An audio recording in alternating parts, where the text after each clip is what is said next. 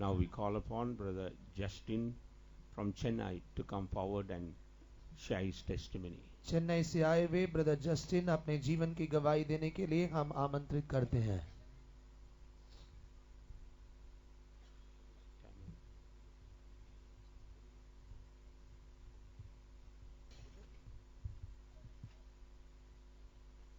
கர்த்தருடைய பரிசுத்த நாமத்திற்கு மகிமை உண்டாகிறது. परमेश्वर की पवित्र नाम की महिमा हो। ஒரு குற்றமும் செய்யாத அன்பையே தன் கொள்கையை கொண்ட என் அன்பு தெய்வம் இயேசு மாபெரும் ரட்சிப்பை எனக்கு இலவசமாகவே கொடுத்தார். कुछ गलती न किया हुआ उस परमेश्वर ने मेरे जीवन में भी उसके उद्धार किया, इसलिए मैं धन्यवाद देता हूँ। என்னுடைய 2ஆம் வகுப்பு படிப்பு முடித்த பிறகு மீன் பிடிக்கக்கூடிய தொழிலுக்கு எங்க அப்பா எங்களை கொண்டு போனார்கள். मेरा दूसरा कक्षा खत्म होने के बाद मुझे मच्छी पकड़ने के उस काम में मेरे पिताजी ने मुझे भेज दिया। அப்படியாக 1996ஆம் ஆண்டு என்னுடைய இடது கன்னத்திலே ஒரு கேன்சர் வியாதி வந்தது. वैसे ही 1996 में मेरे भाई आंख में एक कैंसर का रोग आया। அப்படியாக சில மருத்துவமனைகளில் என்னை கொண்டு போனார்கள். वैसे मुझे कई अस्पताल ले गया, எந்த விதமான சுகமும் காணப்படவே இல்லை. लेकिन कुछ भी वहाँ चंगाई न पाया। திருவனந்தபுரத்தில் இருக்கிறதான அந்த கேன்சர் ஆஸ்பத்திரியில் என்னை கொண்டு போனார்கள். त्रिवेंद्रम में रहने वाले कैंसर अस्पताल में मुझे लेकर गए थे। அங்கே இருக்கிறதான மருத்துவர்கள் என்னை கைவிட்டார்கள். वहाँ रहने वाले डॉक्टरों ने अपने हाथ छोड़ दिया। அங்கிருந்து என்னை திருப்பி விடும்போது என்னுடைய கன்னம் இவ்வளவு பெரிதாக இருந்தது. जब मैं वहाँ से वापस लौटा तब मेरे घाल जो है वो सूज गया था। என்னுடைய கன்னத்திலே 2.5 இன்ச்சுக்கான பெரிய ஒரு துவாரம் இருந்தது. मेरे इस गाल में 2.5 इंच का एक बड़ा छेद पाया गया था। உள்ள இருந்துதான் அந்த சதையெல்லாம் அப்படியே வெளியே வந்து ब्लड वड़िंद கொண்டே இருக்கும். अंदर के सारे मांस बाहर निकल गए थे और लहू बहता चला जा रहा था। அப்படியாக சென்னை அடையாறில் இருக்கிறதான கேன்சர் ஆஸ்பத்திரியில் என்னை கொண்டு போனார்கள். वैसे वहां से मुझे चेन्नई के अடையாर में रहने वाले उस कैंसर अस्पताल में मुझे भर्ती किया गया। எந்த விதமான சுகமும் காணப்படவே இல்லை. लेकिन मुझे वहां कोई भी चंगाई न मिला। உங்களுடைய பிள்ளையை உங்களுடைய வீட்டிற்கு கொண்டு போங்கள் என்று சொன்னார்கள். तब वे उन्होंने कहा कि आपके बच्चों को आप वापस अपने घर लेकर जाइए। அவர்கள் சொல்லும்போது என்னுடைய கால்கள், என்னுடைய கைகள், என்னுடைய கண்கள், என்னுடைய காதுகள் எல்லாம் செயலிழந்த நிலைமையிலே காணப்பட்டேன். जब वे ऐसे कहे थे तब मेरे हाथ, पैर, आंख और मेरे कान जो है वो अपने काम न किया था। உங்களுடைய பிள்ளையை கொண்டு போங்கள், 10-15 நாளுக்குள்ளே உங்களுடைய பிள்ளை போய் விடுவான் என்று சொன்னார்கள். उन्होंने कहा अपने बच्चों को वापस लेकर जाइएगा, 10-15 दिन में वो मर जाएगा करके उन्होंने कहा था। அப்படியாக எங்களுடைய வீட்டிற்குள்ளே எங்களை கொண்டு வந்து போட்டார்கள். वैसे ही उन्होंने मेरे घर वाले ने मुझे वहां से लेके आकर मेरे घर में छोड़ दिया। என்னை பார்ப்பவர்கள் தூரத்திலிருந்து பார்த்துவிட்டு போய் விடுவார்கள். जो कोई मुझे देखने के लिए आते थे बहुत दूर से वो मुझे देखकर लौट जाते थे। என்னுடைய சரீரத்திலே பயங்கரமான ஒரு துர்நாற்றம் வீசும். मेरे शरीर में एक भयंकर एक दुर्गंध आता था। ரத்தம் வடிந்து கொண்டே இருக்கும். लहू बहता जाता था। என்னுடைய அந்த கன்னத்திலே சதையெல்லாம் வெளியே அப்படியே தொங்கி கிடக்கும். मेरे गाल में रहने वाले सारे चमड़ा जो है वो बाहर निकला हुआ पड़ा था। எதுவுமே சாப்பிட முடியாத நிலைமையிலே நான் கஷ்டப்பட்டேன். कुछ भी न खाने वाला अवस्था में मैं पाया गया था। எங்க அம்மா எனக்கு பிள்ளைகளுக்கு பால் சங்கில ஊத்தி கொடுக்கிறது போல என்னுடைய வாயிலே ஊத்துவார்கள். मेरे माँ जो है मुझे दूध जो है मेरे मुंह में डालकर पिलाती थी। அது ब्लडோட சேர்ந்து வெளியே வந்து விடும். वो भी उस गाल से लहू के साथ बाहर निकलता जाता था। ஒரு பயங்கரமான ஒரு மரண சூழ்நிலையிலே நான் காணப்பட்டேன். भयानक मृत्यु के भाग में मैं आ पहुंचा। நான் மரித்தால் எங்கே போவேன் என்றுதான் ஒரு பயங்கரமான ஒரு பயம் எனக்குள்ளே வந்தது. मैं आज मरूंगा तो मैं कहां जाकर पहुंचूंगा करके एक बड़ा डर मेरे अंदर पाया गया। நான் மரித்தால் என்னுடைய அம்மா என்னுடைய அப்பாவை நான் பார்க்க முடியாது. मैं मरूंगा तो मेरे माँ और मेरे बाप को मैं नहीं देख सकूंगा। இந்த உலகத்துக்குள்ளே நான் திரும்ப வர முடியுமா? क्या मैं इस संसार में वापस आ सकता हूँ क्या? என்னுடைய நண்பர்களை நான் பார்க்க முடியுமா? मेरे दोस्तों को मैं देख सकता हूँ क्या? பயங்கரமான ஒரு பயம் எனக்குள்ளே வந்தது. एक भयानक डर मेरे अंदर छा गया। அப்படியா இருக்கும்போது எங்களுடைய வீட்டிற்குள்ளே நம்மை சபை சார்ந்ததான ஒரு அருமையான தாய் எங்களுடைய வீட்டிற்குள்ளே வந்தார்கள். उस अवस्था में हमारे कलीसिया में भाग लेने वाले एक माँ मुझे आकर मुलाकात किए। துண்டு பிரதி ஊழியம் செய்து கொண்டு எங்கள் வீட்டுக்குள்ளே வந்து இயேசு உங்களை நேசிக்கிறார் என்று சொன்னார்கள். वो ड्रग्स की सेवा करते हुए हमारे घर में आकर वे कहने लगी कि यीशु आपको प्रेम करता है। இயேசு உங்க பிள்ளைக்கு சுகம் கொடுக்க முடியும் என்று சொன்னார்கள். वो यीशु मसीह आपके बेटे को चंगा देगा करके उन्होंने कहा। எப்படி முடியும்? कैसा होगा? என்னுடைய தாய் கேட்டார்கள், எப்படி முடியும் என்று கேட்டார்கள். मेरी माँ ने पूछा कैसा ये हो सकता है? எத்தனையோ மருத்துவமனைகளையும் புண்ணிய ஸ்தலங்களையும் கொண்டு போனோம், எந்த விதமான சுகமும் காணப்படவே இல்லை. कई अस्पताल और कई जगह में हमने उनको लेकर गया लेकिन कुछ प्रतिफल नहीं मिला. என்னுடைய மகனுக்காக நீங்கள் ஜெபித்துக் கொள்ளுங்கள், मेरे बेटा के लिए आप प्रार्थना कीजिएगा, அவனுக்கு ஒரு நல்ல மரணம் சம்பவிக்கிறதுக்காக ஜெபித்துக் கொள்ளுங்கள் என்று கேட்டார்கள். उसके लिए एक अच्छा मृत्यु होना चाहिए करके उन्होंने प्रार्थना का विनती किया. அந்த அம்மா சொன்னார்கள், இயேசு உங்களுடைய பிள்ளைக்கு சுகம் கொடுக்க முடியும் என்று சொன்னார்கள். लेकिन उस माँ जी ने ऐसे उत्तर दिए कि यीशु मसीह आपके बेटा को चंगा देगा. இப்படி ஒரு கன்வென்ஷன் கூட்டம் நடக்கிறதை நீங்கள் கொண்டு வருகிறீர்கள் என்றால் இயேசு சுகம் கொடுப்பார் என்று சொன்னார்கள். ऐसे एक सम्मेलन जारी है, उस सम्मेलन में आप लेकर आने से यीशु मसीह उसको चंगा देगा करके उन्होंने कहा था. அந்த அம்மாவுடைய வார்த்தைக்கு இணைந்து என்னை அந்த ஆராதனையிலே கொண்டு போனார்கள். उस माँ जी की आवाज को हम सुनते हुए तुरंत उस सम्मेलन में मुझे भी लेकर गया. அந்த கன்வென்ஷன் கூட்டத்திலே என்னை கடைசி பகுதியிலே என்னை படுக்க வைத்தார்கள். उस सम्मेलन में मुझे आखिरी भाग में लिटाया गया था. கர்த்தருடைய வசனத்தை போதித்ததான அருமையான பரிசுத்தவான் வியாதிசருக்காக ஜெபிக்க ஆரம்பித்தார். परमेश्वर के वचन को बांटे हुए उस पवित्र संतों ने बीमारियों के लिए प्रार्थना करने लगे. வியாதிசருக்காக ஜெபிக்க போகிறேன், அசுத்தாவி பிடித்தவர்களுக்காக ஜெபிக்க போகிறேன் என்று சொன்னார். वे कहने लगे कि बीमारियों के लिए प्रार्थना करने वाले, दुष्ट आत्मा से जकड़े हुए लोगों के लिए प्रार्थना करने वाले हैं. உங்களுடைய வியாதி இருக்க இடத்திலே உங்களுடைய கைகளை வையுங்கள், இயேசு உங்களுக்கு சுகம் தரப் போகிறார் என்று சொன்னார். जहां आपका बीमारी है वहां आपके हाथ को रखिए, यीशु मसीह आपको चंगा देने वाला है करके उन्होंने कहा. என்னை கொண்டு வந்ததான் அந்த அருமையான தாய் என்னுடைய வலது கரத்தை தூக்கி என்னுடைய இடது கரத்திலே வைத்தார்கள். जो माँ जी ने मुझे उस सम्मेलन के लिए आमंत्रण दिए थे, उन्होंने मेरे बाएं हाथ को निकालकर मेरे गाल में रखे.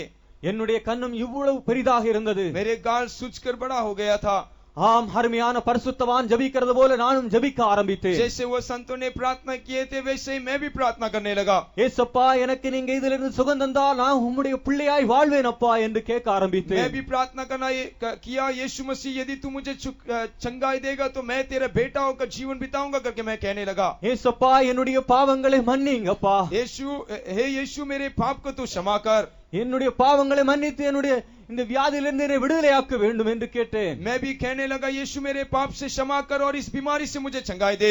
ஒரு பயங்கரமான ஒரு வல்லமை பரலோகத்திலிருந்து என்னுடைய சரீரத்துக்குள் பாய ஆரம்பித்தது. एक बड़ा सामर्थ स्वर्ग से उतरकर मेरे शरीर में कार्य करने लगा. ஆம், அந்த வல்லமை என்னுடைய சரீரத்திலே இறங்கின அதே மாத்திரத்தில் जब वो सामर्थ मेरे शरीर में उतर आया उसी क्षण में இப்படி இருந்ததான அந்த கை ஒரு இமைப்பொழுதில் உள்ளே போய்விட்டது. जो हाथ मेरे गाल में रखा हुआ सुजा हुआ उस गाल जो है तुरंत मेरे हाथ अंदर चला गया. இவ்வளவு பெரிய கட்டி 2.5 இன்ச்சுக்கு அளவான தூரங்கள் எல்லாமே மறைந்து போய்விட்டது. 2.5 इंच का एक बड़ा छेद तुरंत मिट गया. ஒரு அடையாளம் கூட இல்லாதபடி போய்விட்டது. थोड़ा भी एक चिन्ह के बिना वो पूरी रीति से चंगाई हो गया. அந்த அபிஷேகம் என்னுடைய சரீரத்தில் இறங்கின அதே மாத்திரத்தில் जब वो अभिषेक मेरे शरीर में उतरा, என்னுடைய கால்கள், என்னுடைய கைகள், என்னுடைய கண்கள், என்னுடைய காதுகள் கேட்கவும் பார்க்கவும் என்னுடைய சரீரங்கள் பலனடைய ஆரம்பித்தது. जब वो अभिषेक मेरे अंदर उतर आया, मेरे आंख, मेरे हाथ, मेरे पैर, हर एक अंग जो है काम करने लगे. என்னை உருவாக்கினதான என் அன்பு தெய்வம் இயேசு எனக்கு முன்பாலே தோன்றி நின்றார். जो परमेश्वर ने मुझे सृष्टि किया था वो मेरे सामने आकर खड़ा रहा. என்னுடைய வலது கரத்தை பிடித்து தூக்கி, மகனே எழுந்திரு என்று சொல்லி என்னை தூக்கி விட்டார். मेरे दाहिने हाथ को पकड़कर उसने मुझे उठाया, है मेरे बेटे तू उठ. ஆம், துள்ளி குதித்து நடனமாடி என் அன்பு தெய்வம் இயேசுவை நான் ஆராதிக்க ஆரம்பித்தேன். मैं उछल के कूद कर मैं उठकर उस मेरे परमेश्वर को मैं आराधना करने लगा. அதே நேரத்தில் அந்நிய பாஷை அபிஷேகம் எனக்கு இயேசுப்பா எனக்கு கொடுத்து उसी விட்டார். समय यीशु मसीह ने अन्य भाषा के साथ अभिषेक से मुझे भर दिया. அபிஷேகம் என்றால் என்னவென்று தெரியாது, அந்நிய பாஷை என்றாலும் என்னவென்று எனக்கு தெரியாது. अभिषेक क्या है करके मैं ना जानता था, अन्य भाषा क्या है करके मैं ना पहचानता था. அப்படிப்பட்டதான் ஒரு உபதேசத்தை நான் கேட்டதும் இல்லை. वैसे एक उपदेश को मैं सुना ही नहीं.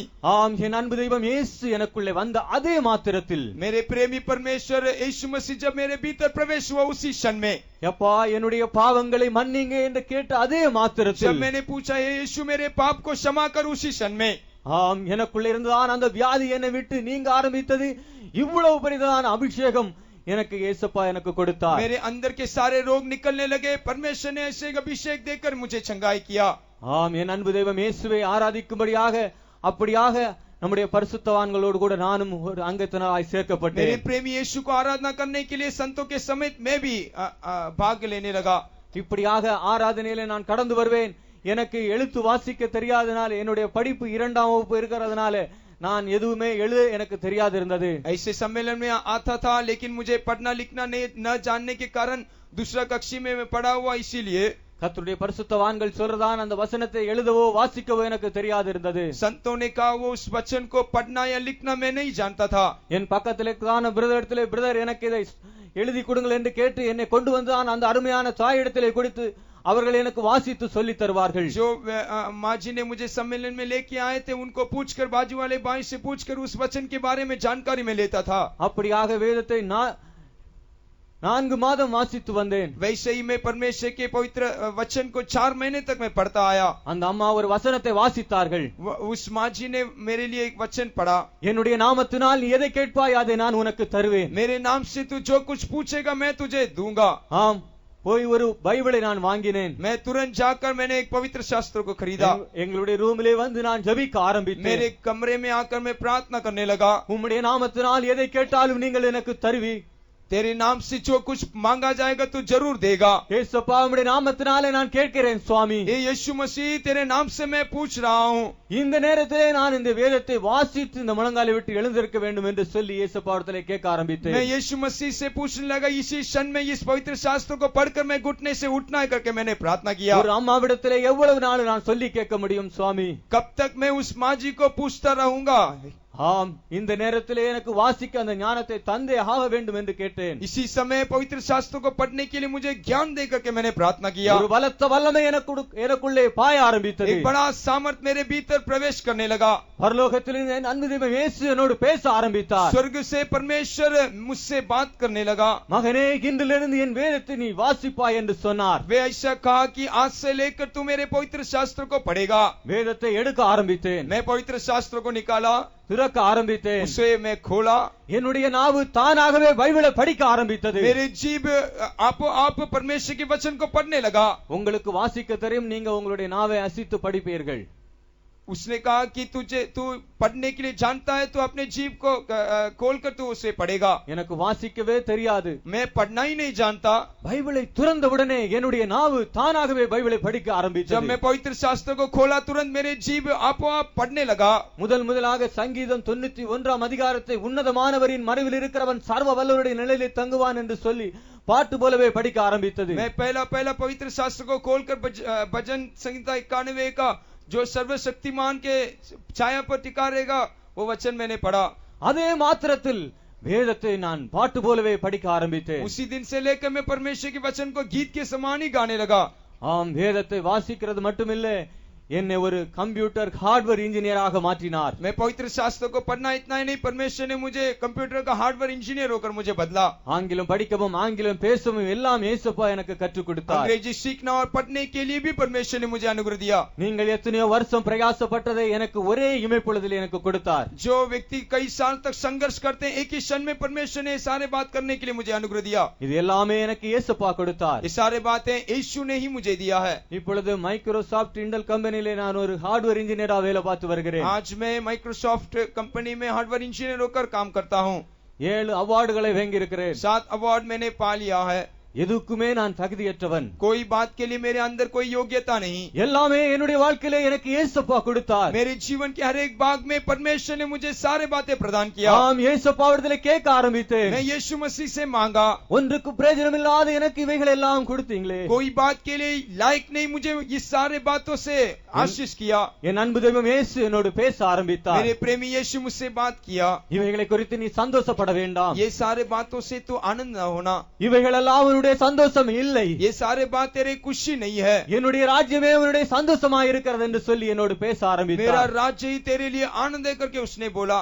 கர்த்தருடைய பரிசுத்த நாமத்திற்கு ஸ்தோத்திரம். परमेश्वर की पवित्र नाम की स्तुति हो.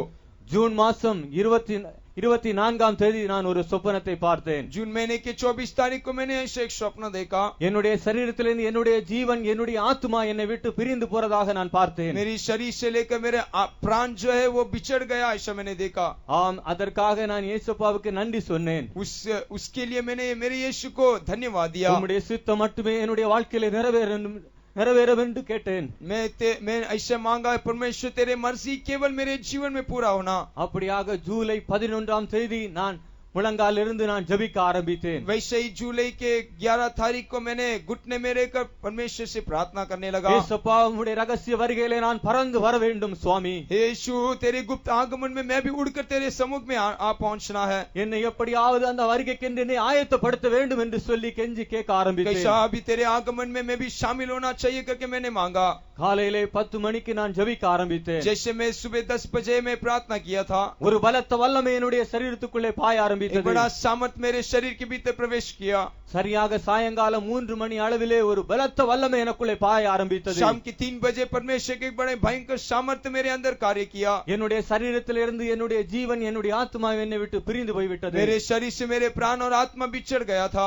முழங்காலிருந்து தான் அந்த சரீரம் கீழே விழ ஆரம்பித்தது. जब वो घुटना में खड़ा हुआ ये शरीर आपो आप नीचे गिर गया। அதே இமைப்பொழுதிலே என் அன்பு தெய்வம் இயேசுவோடு கூட நான் பரலோகத்தில் இருந்தேன். वही क्षण में मेरे प्रेमी यीशु के साथ में स्वर्ग में उठाया गया।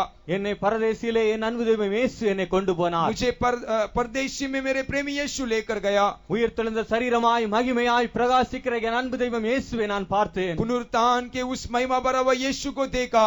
எனக்கும் ஒரு மகிமையான சரீரம் கொடுக்கப்பட்டிருந்தது. मुझे भी उस महिमा भरा हुआ शरीर दिया गया था। அந்த சரீரத்தின் சந்தோஷத்தை விவரிக்க முடியாத அளவுக்கு இருந்தது. उस शरीर के उस खुशी को वर्णन न कर सकता।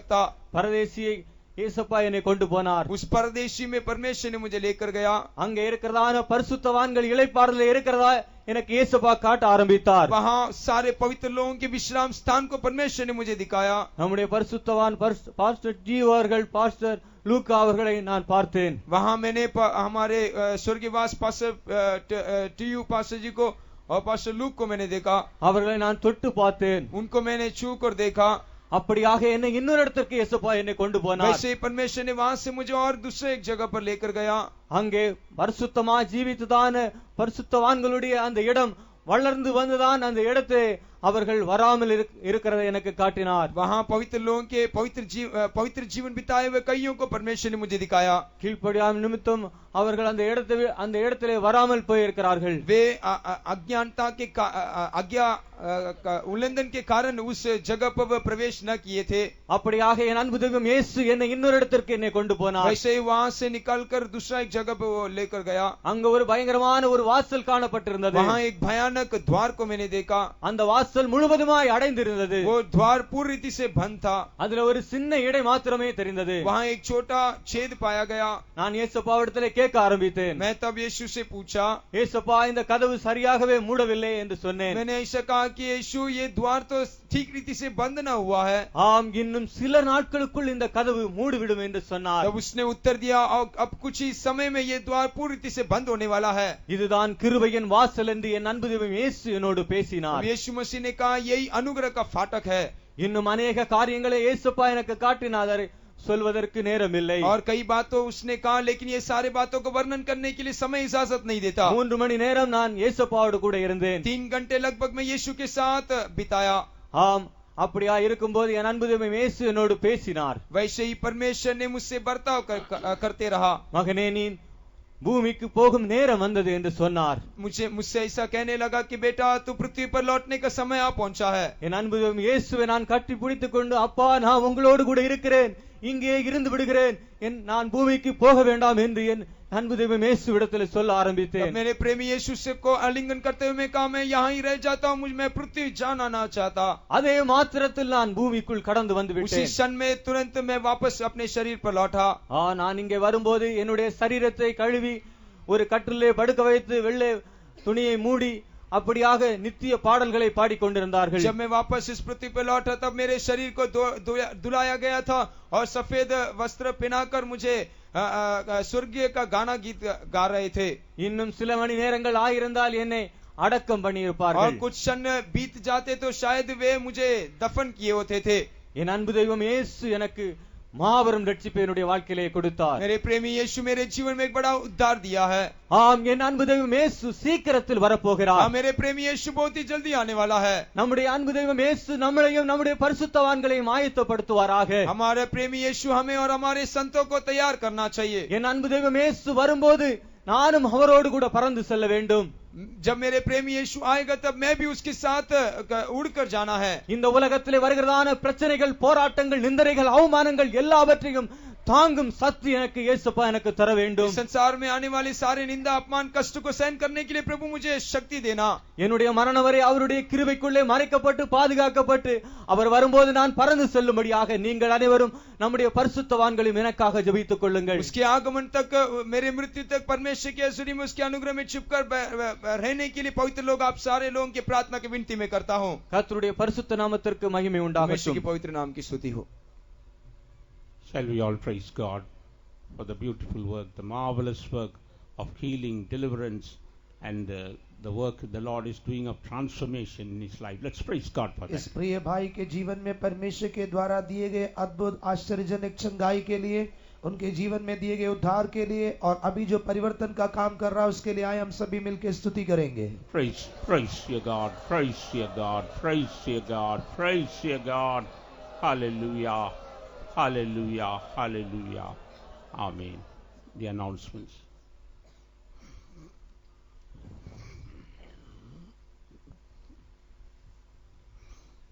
We thank you all for having made it convenient to attend even the third day evening service. यहाँ तक कि हमारे सम्मेलन के तीसरी सायंकालीन सभा में आने के लिए आए हुए सभी भाइयों बहनों का हम हार्दिक स्वागत करते हैं. Our meeting schedule for tonight and tomorrow will be like this. आज रात और कल के लिए हमारे कार्यक्रम इस प्रकार होंगे. After the final prayer and benediction of this meeting, all those who are in need of prayers for any of your needs, whether physical, mental or spiritual, you can come forward and the servants of God will pray for you and God will do a great wonder in your life. आज की सभा की समाप्ति पर होने वाले अंतिम प्रार्थना और आशीर्वाद के वचनों को बोलने के पश्चात यहाँ पर विशेष प्रार्थना होगी. जो लोग बीमार हैं, निर्बल हैं या आपके जीवन में कोई मानसिक समस्या हो, शारीरिक समस्या हो, आप यहाँ पे आएंगे तो पवित्र लोग आपके लिए प्रार्थना करेंगे, आपके जीवन में छुटकारा होगा. And night at 10 o'clock there will be two tarry meetings. We will be waiting to receive the anointing of the Holy Spirit. आज रात 10 बजे पवित्र आत्मा को प्राप्त करने के लिए बाट जोने की 2 सभाएं होंगी. And one for all the workers and believers that will be held in this hall.